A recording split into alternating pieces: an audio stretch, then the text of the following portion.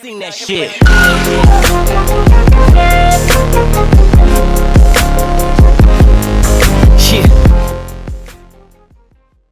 But before I hop right into it, I'd like to give a shout out to the sponsor of this video, SeatGeek. Now, I know you guys have already heard of this app, but if you haven't, I would highly recommend that you go check it out. SeatGeek is an app that takes all the confusion out of buying a ticket. Be it a game, concert, Broadway show, whatever the occasion may be, they got you. And they even give you a out of 10 score on each ticket to know if you're getting a good or a bad deal. Green good, red bad. And if you're still kind of iffy on it, if you use my promo code ModernHoops, you'll get $20 off your first purchase. And there will be a link to it in the description box below. And remember, if you use my promo code ModernHoops, you will get $20 off your first purchase. So go check them out. So coming into the NBA, Carmelo Anthony had a lot of high expectations, maybe not as high as LeBron when he first came in the league, but nonetheless a lot of people expected him to have an amazing career, and a lot of people already knew who Carmelo Anthony was before he came in the league because him and LeBron used to face off against each other in high school a couple times. And in his first year in the NBA, Carmelo Anthony went right to work, putting up averages of 21 points, 3 assists and 6 rebounds, and he even helped lead the Nuggets to the postseason, something LeBron couldn't even do in his first season in the league. And although LeBron won Rookie of the Year that season, a lot of people speculated it should have gone to Carmelo Anthony, and I completely agree. But during his time with the Nuggets, Carmelo was known as one of the best scorers in the NBA and helped lead the Nuggets to a couple postseason success and even made it to the Western Conference Finals. But looking back, after Melo was traded to the Knicks, Carmelo hasn't really accomplished anything significant in his career, and overall looking back, Carmelo has had a pretty sus NBA career. And fast forward to today, things aren't looking so good for Carmelo Anthony, as reports came out the other day by Adrian Wojnarowski stating that the Rockets and Anthony are discussing his role and how they might still be able to proceed together for the rest of the season. And then a few days later, reports came out stating that several players and members of the Rockets coaching staff believe that Carmelo Anthony has played his final game for the franchise. And then a report came out stating that Carmelo Anthony was cut. And here I thought if there was one team that could help revive Carmelo Anthony, it'd be the Rockets, due to Mike D'Antoni already have experience coaching Carmelo Anthony and him playing alongside two of the smartest offensive players in the league in James Harden and Chris Paul. So things aren't looking so hot for Carmelo Anthony, and the funny thing is, this seems like the exact same problem or situation that he went through when he was in OKC. He wasn't happy with his role and how they were playing him, that he needed more time. He never been a third option before, and then by the off season, the Thunder were desperately trying to get rid of him. And once again, this seems like the exact same scenario. Carmelo Anthony has been underperforming and isn't making his team better. So after what transpired these past few days, this led me to question a lot of the key moments in Carmelo Anthony's career and why he hasn't really accomplished much. And going all the way back to his Denver days, you keep seeing a constant theme. And it's the same notion that's being put on Melo today, that Carmelo Anthony is a selfish player. He's not a team player, that Carmelo Anthony is not about what's best for the team. He cares more about his ego, and I completely agree. And there are plenty of events through Carmelo Anthony's career that backs this up. For example, just last season when Carmelo was brought up with the idea of coming off the bench for not just the betterment of the team but also himself, he laughed at the idea and said that he deserved to be a starter and that he's not coming off the bench. How do you feel about starting at the 4, or the concept of starting at the 4, or even coming off the bench? And the second question is, me? Oh. I guess that answers that part. I mean, I don't know where that started, where that came from. Hey, P, they said I got to come off the bench. No, I'm sorry. Go ahead. Oh, well, how do you? I guess the bench question is not a question.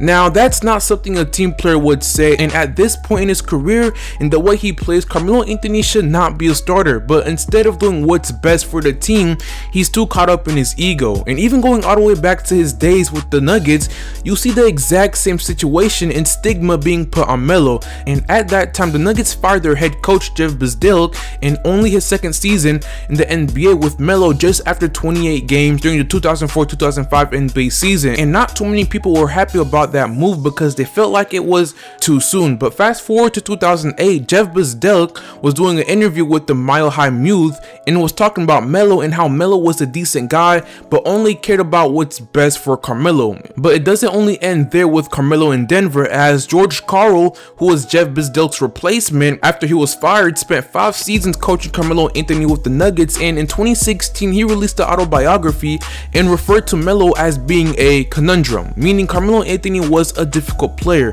Also in the book, he also stated that Carmelo Anthony had an issue with sharing the spotlight or any attention whatsoever in the NBA. And throughout the book, he went on to criticize Carmelo and how he wouldn't commit on the defensive end of the floor and to the team. And a prime example of this was with the Knicks, and to be more specific, during the rise of Jeremy Lin and Linsanity. And during the 2011-2012 NBA season, Jeremy Lin took the NBA world by surprise, and the Knicks were struggling badly in the beginning of the season and they were in need of a good point guard. So they decided to give Jeremy Lin a chance, and in his first serious game in the NBA, Jeremy Lin scored 25 points in a win. And then in the next game, Jeremy Lin scored 28 points. The next game after that, he scored 23 points, and then he exploded for 38 points against the Los Angeles Lakers and Kobe. And then that's when Linsanity was born. Jeremy Lin took New York and the Knicks in the NBA world by surprise in only a week, and the spotlight was on Jeremy Lin, and everyone was excited and happy for Jeremy Lin, except, you guessed it, Carmelo Anthony. And Carmelo was actually jealous of the spotlight Jeremy Lin took away from him. And Amari Stoudemire, one of his former teammates at that time, said in an interview, everyone wasn't a fan of Jeremy Lin being the new star, so he didn't stay long. But Jeremy Lin was a great guy, great teammate. He worked hard, he put the work in, and we're proud of him to have his moment. A lot of the times you gotta enjoy someone's success, and that wasn't the case for us during that stretch. You got to enjoy that. You got to let that player enjoy himself and cherish those moments. He was becoming a star, and I don't think everybody was pleased with that. Although he never mentioned Carmelo's name in this quote, but you could tell who he was referring to. But in another interview at that time, the Knicks player said this about Carmelo Anthony. Carmelo's dream was to go to New York and be the man. That's why he fought to get out of Denver, and all of a sudden, this little guy nobody's ever heard of is living his dream. Carmelo was also mad that Mike D'Antoni was playing through Jeremy Lin instead of him, and also got him fired even though they were a better team when he did that. And you know, this is the exact same thing George Karl was talking about, Carmelo being a selfish player and that he only cares about what's doing best for himself and not his teammates. And even looking at the whole Phil Jackson and Carmelo ordeal, you know, drama that was happening in New York, and how everyone took Carmelo's side and said he needed a new team and teammates, and how Phil Jackson and the Knicks front office were too corrupted. But after everything that transpired over the past few days, and looking back at Carmelo Anthony's career, I feel like Carmelo Anthony also played a major role in the corruption and drama that plagued the Knicks during that time.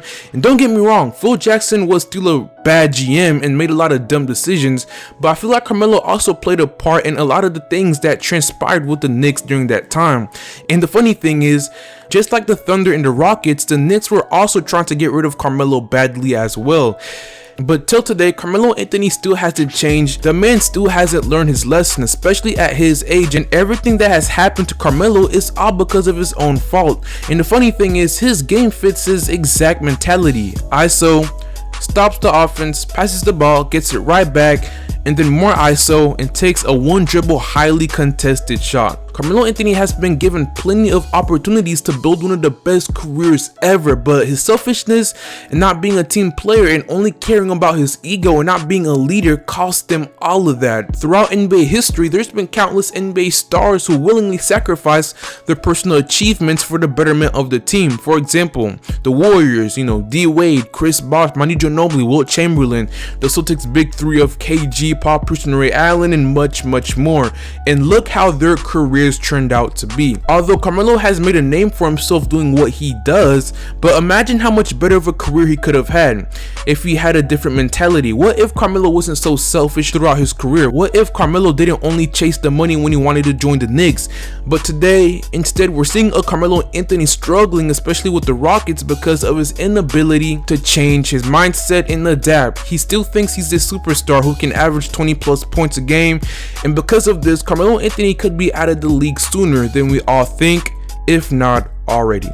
But with that being said, that is all I got for you guys today. And if you guys enjoyed this video, please leave a like, share, and subscribe for more NBA content. And while you're at it, go ahead and follow me on all my social medias. Links to my Twitter and Instagram will be in the comment section below and in the description box below. I am active on Twitter a lot, so you guys can find me there anytime. But with that being said, I hope you guys have an amazing day, and I will see you all later. Peace.